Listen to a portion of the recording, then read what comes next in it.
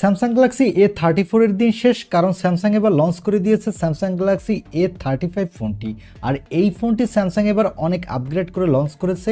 এর প্রথম আপগ্রেড হলো এই ফোনটিতে স্যামসাং দিয়েছে মিডল পাঞ্চল সেলফি ক্যামেরা, যা এক কথায় দুর্দান্ত। আর এই ফোনটির ডিজাইনটাও অস্থির, কারণ এই ফোনটির ডিজাইন স্যামসাং গ্যালাক্সি S24 এর মতো হুবহু সেম, যা দেখতে খুবই ভালো লাগছে এবং হাতে নিলেও আপনি প্রিমিয়াম ফিল পাবেন।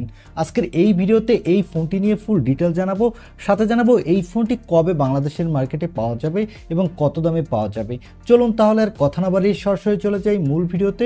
তবে মূল ভিডিওতে যাবার আগে আপনাকে বলবো ভিডিওতে একটি লাইক দিয়ে চ্যানেলটি সাবস্ক্রাইব করে আমাদের সাথে থাকুন। প্রথমে এই ফোনটির বক্স কন্টেন্ট নিয়ে কথা বলবো। এই ফোনটির বক্সে স্যামসাং বলার মতো কিছুই দেয়নি। এই ফোনটির বক্সের ভিতরে পাবেন user guide, USB type C cable আর সিম ইজেক্টর পিন। এই ফোনটির বক্সে কোনো চার্জার পাবেন না আর ব্যাক কভারও পাবেন না, এগুলো আপনাকে বাইরে থেকে কিনে নিতে হবে। এবারে কথা বলবো এই ফোনটির লুক ও ডিজাইন নিয়ে। এই ফোনটির ব্যাক প্যানেলটি সম্পূর্ণ ফ্ল্যাট এবং এই ফোনটির ব্যাক প্যানেলে থাকছে ট্রিপল ক্যামেরা সেটআপ। এর বডি ফ্রেমটি হলো বক্সি শেপের। ফোনের নিচের দিকে পাবেন speaker, USB type C port, microphone. ডান সাইডে পাচ্ছেন পাওয়ার বাটন এবং ভলিউম আপ ডাউন বাটন। উপরের দিকে থাকছে হাইব্রিড সিম কার্ড স্লট আর সেকেন্ডারি নয়েজ ক্যান্সেলেশন মাইক। ফ্রন্টে থাকছে একটি মিডল পাঞ্চল সেলফি ক্যামেরা। আর ফোনটির বডি ফ্রেমটি হলো প্লাস্টিকের এবং ফোনটির থিকনেস হলো 8.2 মিলিমিটার, ওয়েট হলো 209 গ্রাম। আর এই ফোনটির ব্যাক সাইডে দেওয়া হচ্ছে গ্লাসের প্রোটেকশন। ওভারঅল ফোনটার লুক ও ডিজাইন কিন্তু আমার কাছে এক কথায় দুর্দান্ত লেগেছে এবং ফোনটিতে দেওয়া হয়েছে IP67 এর রেটিং, যার ফলে এই ফোনটি 1 মিটার পানির নিচেও 30 মিনিট পর্যন্ত ভালো থাকবে। অর্থাৎ এই ফোনটিতে পানি লাগলেও তেমন কোনো সমস্যা হবে না। এবারে কথা বলবো এই ফোনটির ডিসপ্লে কোয়ালিটি নিয়ে। এই ফোনটির ডিসপ্লেটির সাইজ হলো 6.6 ইঞ্চি মাপের একটি full HD plus super AMOLED display. সাথে থাকছে 120 হার্টজের রিফ্রেশ রেট এবং এই ডিসপ্লেটির পিপিআই ডেন্সিটি হলো 390 এবং ডিসপ্লেটির স্ক্রিন টু বডি রেশিও হলো 84.8। আর এই ডিসপ্লেটির পিক ব্রাইটনেস হলো 1000 নিটস। এখানে 1000 নিটস পিক ব্রাইটনেস থাকার ফলে আপনি ডিরেক্ট সানলাইটও এই ডিসপ্লেতে কোনো প্রকার ব্রাইটনেসের ঘাটতি পাবেন না এবং 120 হার্টজের রিফ্রেশ রেট থাকার ফলে যারা গেমার আছেন তারা গেমিংয়ের সময় বাটার স্মুথ পারফরমেন্স পাবেন। আর এই ডিসপ্লেতে প্রোটেকশন দেওয়া হয়েছে কোর্নিং গরিলা গ্লাস ভিক্টাস প্লাসের প্রোটেকশন। ওভারঅল ফোনটার ডিসপ্লে কোয়ালিটি কিন্তু এক কথায় দুর্দান্ত। আর আমরা সকলেই জানি স্যামসাংয়ের display one of the best হয়ে থাকে।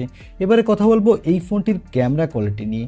আগেই বলেছি এই ফোনটির ব্যাক সাইডে দেওয়া হয়েছে ট্রিপল ক্যামেরা সেটআপ, যার প্রাইমারি লেন্সটি হলো 50 মেগাপিক্সেলের। এর অ্যাপারচার f1.8। এখানে দেওয়া হয়েছে ওআইএস এর সাপোর্ট। সাথে পাবেন 8 মেগাপিক্সেলের আলট্রা ওয়াইড লেন্স আর 5 মেগাপিক্সেলের ম্যাক্রো লেন্স।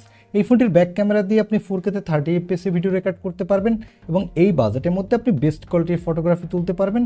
তবে আমার কাছে মনে হয়েছে এখানে 4K-তে 60 FPS ভিডিও রেকর্ডের সাপোর্ট দেওয়া উচিত ছিল, কারণ এই বাজেটে প্রায় সকল ফোনেই এখানে 4K-তে 60 FPS ভিডিও রেকর্ডের সাপোর্ট থাকে।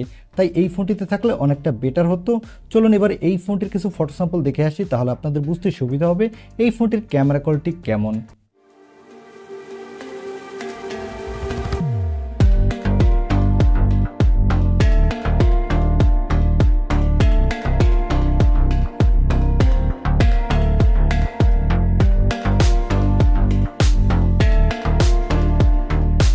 এই ফোনটির ফটো স্যাম্পল দেখে আমার কাছে মনে হয়েছে এই ফোনটির ক্যামেরা কোয়ালিটি এক কথায় দুর্দান্ত। আর এখানে সেলফির জন্য পাচ্ছেন 13 মেগাপিক্সেলের সেলফি ক্যামেরা। এই ক্যামেরাটি দিয়ে আপনি 4K-তে ভিডিও রেকর্ড করতে পারবেন আর এখানেও আপনি দুর্দান্ত কোয়ালিটির সেলফি তুলতে পারবেন। এবারে কথা বলবো এই ফোনটির পারফরমেন্স নিয়ে। এই ফোনটিতে পারফরমেন্সের জন্য দেওয়া হয়েছে এক্সিনোসের 1380 প্রসেসর। এই প্রসেসরটি 5 ন্যানোমিটার আর্কিটেক্ট বিল্ড এবং এই প্রসেসরটির up to clock speed 2.4 gigahertz.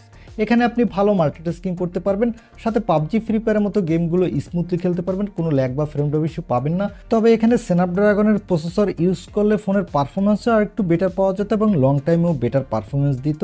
তবে আমাদের এটা মেনে নিতে হবে স্যামসাং তাদের এ সিরিজের ফোনগুলোতে এক্সিনোসের প্রসেসর ইউজ করে। আর এই ফোনটিতে আউট অফ দ্য বক্স থাকছে অ্যান্ড্রয়েড 14। এর ব্যাকএন্ডে থাকছে One UI 6.1। এখানে আপনি 4 বছরের অ্যান্ড্রয়েড আপডেট পাবেন, 5 বছরের সিকিউরিটি আপডেট পাবেন। আর এই ফোনটিতে সিকিউরিটির জন্য থাকছে ইন ডিসপ্লে অপটিক্যাল সেন্সর। এই সেন্সরটি কিন্তু ভালোই ফাস্ট এবং ব্যাটারির জন্য থাকছে 5000 mAh এর একটি ব্যাটারি, সাথে থাকছে 25 ওয়াটের একটি ফাস্ট চার্জার। এই ফোনটি মার্কেটে আপনি 4টি কালার ভেরিয়েন্টে পাবেন এবং 3টি র্যাম ভেরিয়েন্টেও পাবেন। এর বেস ভেরিয়েন্টটি হলো 6128GB, মিডল ভেরিয়েন্টটি হলো 8128GB এবং টপ ভেরিয়েন্টটি হলো 8256GB। এবারে কথা বলবো এই ফোনটির প্রাইস নিয়ে।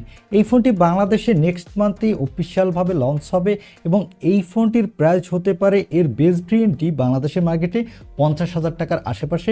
কারণ আমরা সবসময় দেখে থাকি থেকেই স্যামসাং তাদের ফোনগুলোর দাম বাংলাদেশে অনেক বেশি রাখে, তাই এই ফোনটির দামও স্বাভাবিকভাবে অনেক বেশি রাখবে। তবে আনঅফিসিয়াল মার্কেটে এই ফোনটি অনেকটা কম দামেই পাওয়া যাবে। আনঅফিসিয়াল মার্কেটে এই ফোনটি প্রথম দিকে 40,000 টাকার মধ্যে পাওয়া যাবে, তবে আস্তে আস্তে এই ফোনটি বাংলাদেশের মার্কেটে 35,000 টাকার মধ্যেও চলে আসবে। তাই এখন চাইলে এই ফোনটি আপনি অফিসিয়ালভাবেও কিনতে পারেন, আবার আনঅফিসিয়ালভাবেও কিনতে পারেন। আর আনঅফিসিয়াল ফোনগুলো আপাতত বন্ধ হচ্ছে না। আনঅফিসিয়াল ফোন বন্ধ নিয়ে নতুন কোনো আপডেট আসলে সবার আগে আমাদের চ্যানেলে ভিডিওর মাধ্যমে জানিয়ে দিব। তাই চ্যানেলটি এখনই সাবস্ক্রাইব করে পাশে থাকা বেল আইকনটি প্রেস করে রাখুন। এই ছিল স্যামসাং গ্যালাক্সি A35 এই ফোনটির রিভিউ। এখন এই ফোনটি আপনার কাছে এই দামে কেমন লেগেছে বা এই ফোনটি আপনি কিনতে চান কিনা তা কমেন্টে জানাতে পারেন। দেখা হবে নেক্সট ভিডিওতে। আজকের মতো আল্লাহ হাফেজ।